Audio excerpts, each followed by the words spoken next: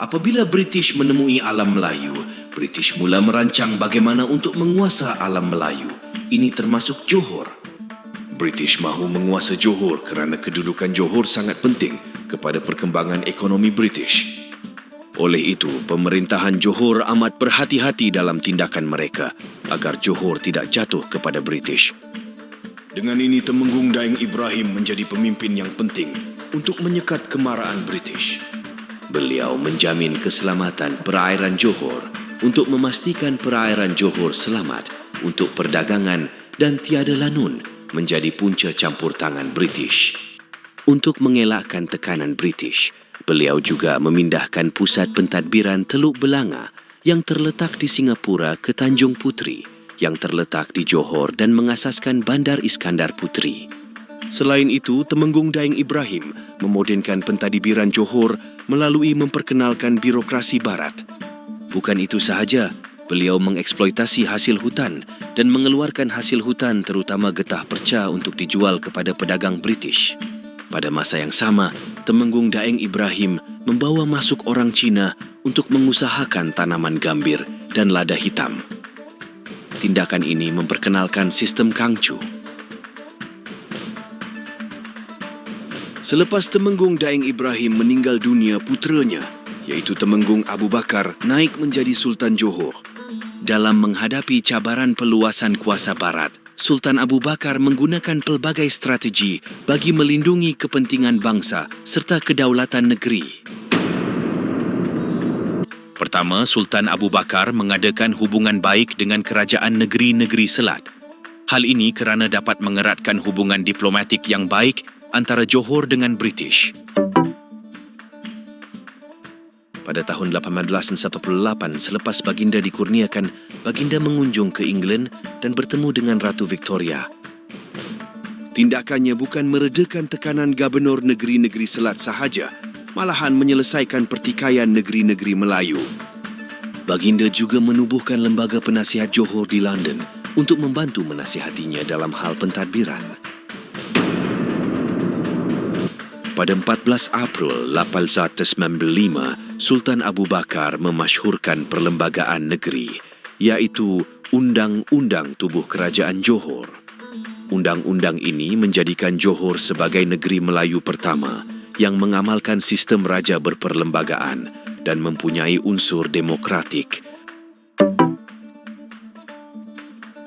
Dalam undang-undang ini, Sultan, menteri-menteri dan jemaah pangkuan kerajaan tidak boleh menyerahkan negeri kepada sebarang kuasa asing. Jemaah menteri hendaklah terdiri daripada bangsa Melayu, rakyat Johor dan beragama Islam. Maka raja dan kerajaan Johor mesti mengekalkan hubungan baik dengan kerajaan lain, terutama British.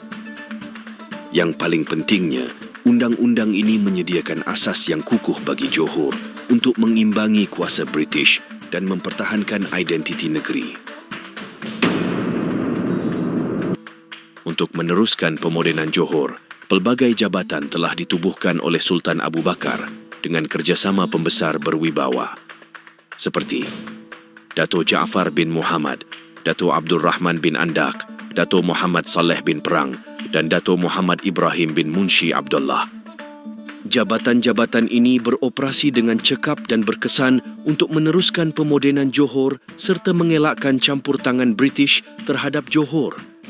Oleh sebab itu, Sultan Abu Bakar digelar Bapa Pemodenan Johor pada abad ke-19.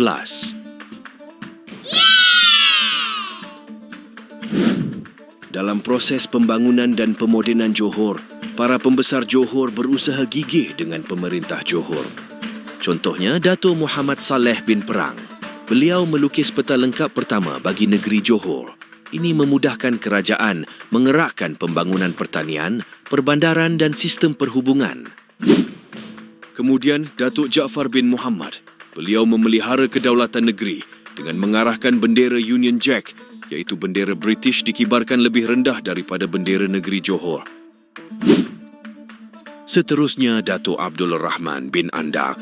Beliau bertanggungjawab mengawal hubungan Johor dengan British, bijak dalam diplomasi dan berpandangan jauh untuk mengekalkan kedaulatan negeri.